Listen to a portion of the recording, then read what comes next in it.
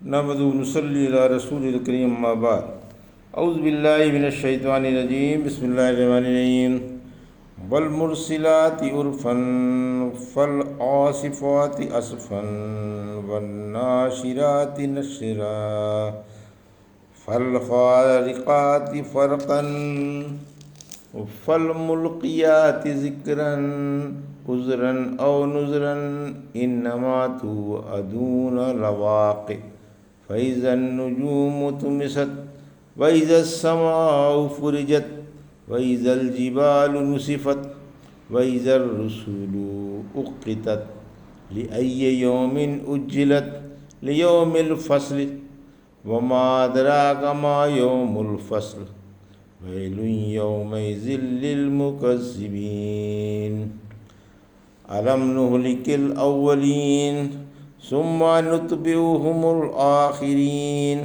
كذلك نفعل بالمجرمين ويل يومئذ للمكذبين ألم نخلقكم من ماء مهين فجعلناه في قرار مكين إلى قدر معلوم فقدرنا فنعم القادرون ويل يومئذ للمكذبين ألم نجعل الأرض كفاتا أحياء وأمواتا وجعلنا فيها رواسي شامخات وأسقيناكم ماء فراتا ويل يومئذ للمكذبين۔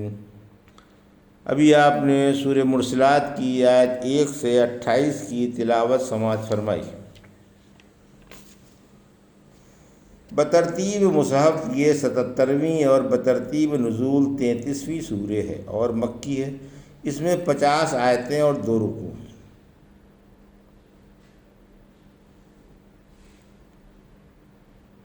پیش ہے ان آیتوں کا ترجمہ اور تفسیر ابن کثیر سے۔ بسم اللہ الرحمن الرحیم۔ والمرسلات عرفا آیت 1، والعاصفات عصفا آیت 2، والناشرات نشرا آیت 3، والفارقات فرقا آیت 4، فالملقیات ذکرا آیت 5، عذرا اور نذرا آیت 6، انما توعدون لواقع آیت 7، فاذا النجوم طمست آیت 8، وَإِذَا السَّمَاءُ فُرِجَتْ آیت 9، وَإِذَا الْجِبَالُ نُسِفَتْ آیت 10، وَإِذَا الرُّسُلُ اُقِّتَتْ آیت 11، لِأَيِّ يَوْمٍ اُجِّلَتْ آیت 12، لِيَوْمِ الْفَصْلِ آیت 13، وَمَا أَدْرَاكَ مَا يَوْمُ الْفَصْلِ آیت 14، وَيْلٌ يَوْمَئِذٍ لِلْمُكَذِّبِينَ آیت 15۔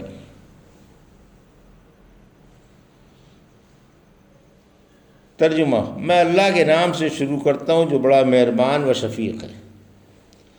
ہلکی ہواؤں کی قسم، تیز ہواؤں کی قسم، بادل پھیلانے والی ہواؤں کی قسم، پھر حق سے باطل کو جدا کر دینے والے فرشتوں کی قسم، پھر وحی لانے والے فرشتوں کی قسم جو لوگوں کے عذر ختم کرنے یا آگاہ کرنے کے لیے وحی لے کر آتے ہیں، جس کا تم سے وعدہ ہے وہ یقیناً آنے والی ہے۔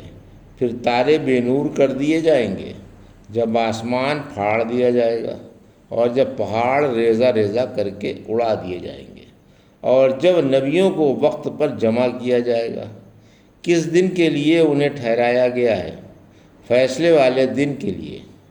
جانتے ہو فیصلے کا دن کیا ہے؟ اس دن نہ ماننے والوں کے لیے بڑی خرابی ہے۔ یہ تھا ترجمہ سورہ مرسلات کی آیت 1 سے 15 کا تفسیر۔ آیت 1 سے 3۔ ہواؤں کی قسم، پہلی 3 قسموں سے ہوائیں مراد ہیں اور چوتھی قسم سے فرشتے مراد ہیں۔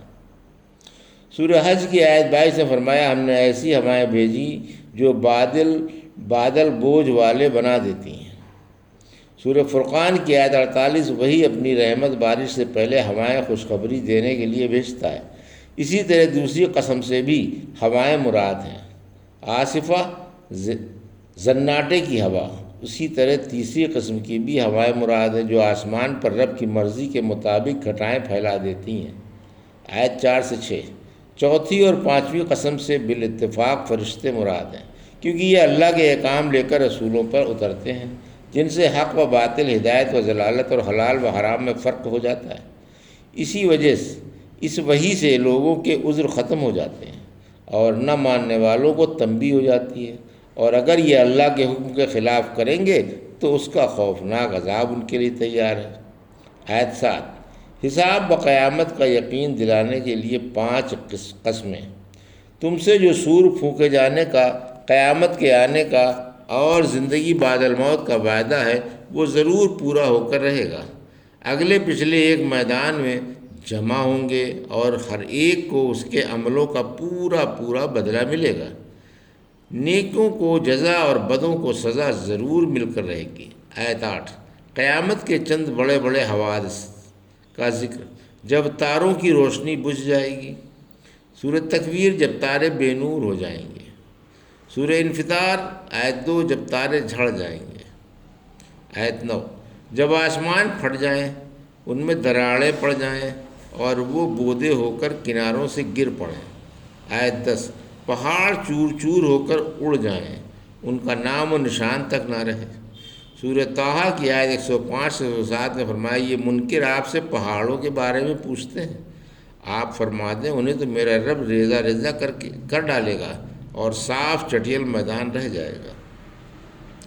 سورہ کہف کی آیت 47 میں فرمایا، جس دن ہم پہاڑ چلائیں گے اور آپ زمین کو ہموار بلا نشیب و فراز کے دیکھیں گے، اور ہم انہیں جمع کریں گے اور ان میں سے کسی کو بھی جمع کیے بغیر نہ چھوڑیں گے۔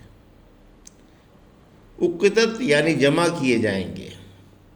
سورہ مائدہ کی آیت 109 میں فرمایا، جس روز اللہ رسولوں کو جمع فرمائے گا یا انہیں وقت مقرر پر لایا جائے گا یا ان سے شہادتیں لی جائیں گی۔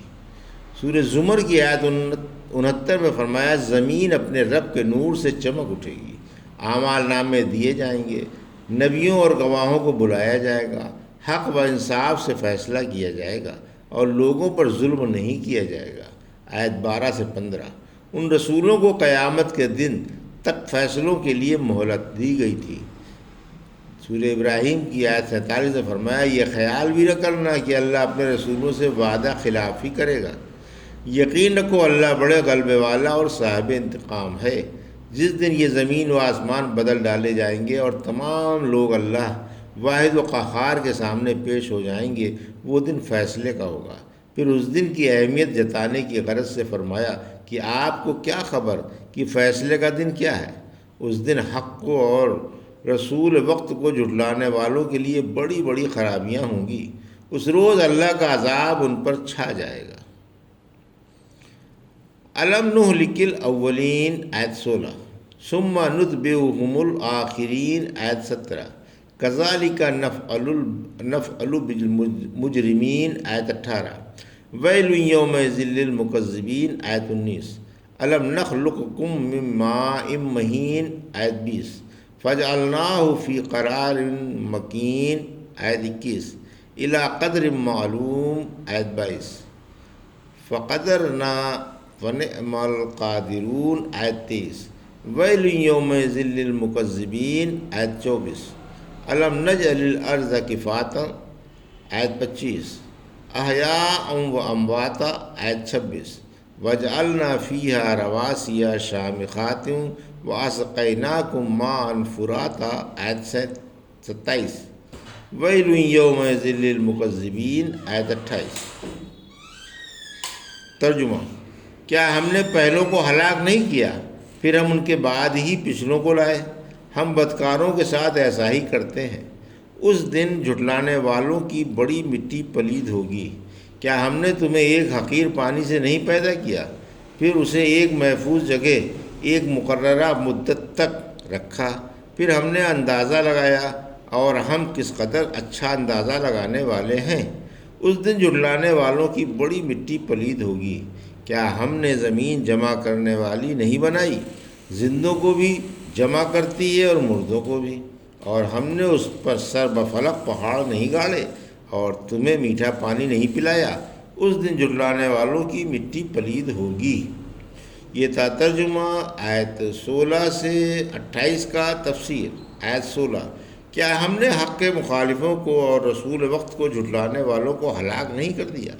آیت 17، پھر ان کے بعد ہم نے ان جیسے پچھلوں کو پیدا کر دیا۔ آیت 18 19، آغاز پیدائش دلیل اعادہ ہے، ہمارا گنہگاروں کے ساتھ یہی طریقہ رہا ہے، اس روز جھٹلانے والوں پر بڑی مٹی پلید ہوگی۔ آیت 20، لوگوں کو احسان یاد دلا کر آغاز پیدائش سے اعادہ پیدائش پر دلیل دی کہ اے انسان، کیا ہم نے تجھے حقیر و معمولی پانی کے قطرے سے نہیں پیدا کیا جو خالق کی قدرت کے سامنے کچھ بھی نہ تھا، جیسا کہ بشیر ابن حجاج والی حدیث میں ہے، سورہ یاسین میں گزر چکا ہے کہ اے فرزند آدم، بھلا تو مجھے کیسے ہرا سکتا ہے؟ میں نے تو تجھے اس جیسی حقیر و ادنا چیز سے پیدا کیا ہے۔ آیت 21، پھر ہم نے یہ قطرہ ایک محفوظ جگہ جمع کر دیا، یعنی رحم میں، جو مرد و عورت کے منی کی ایک قرار گاہ ہے۔ پھر رحم اللہ کی قدرت سے اس پانی کا محافظ و پرورش کنندہ بن گیا۔ آیت 22، ہم نے یہ پانی مختلف شکلوں میں ایک مقررہ مدت تک، یعنی 6 ماہ سے 9 ماہ تک رحم میں رکھا۔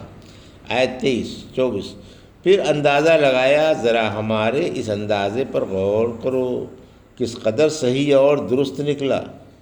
قدرنا یعنی ہم انسان کے تمام اعضاء و قوہ بنانے پر قادر ہوئے، اعضاء و قوہ خاص اندازے سے بنائے۔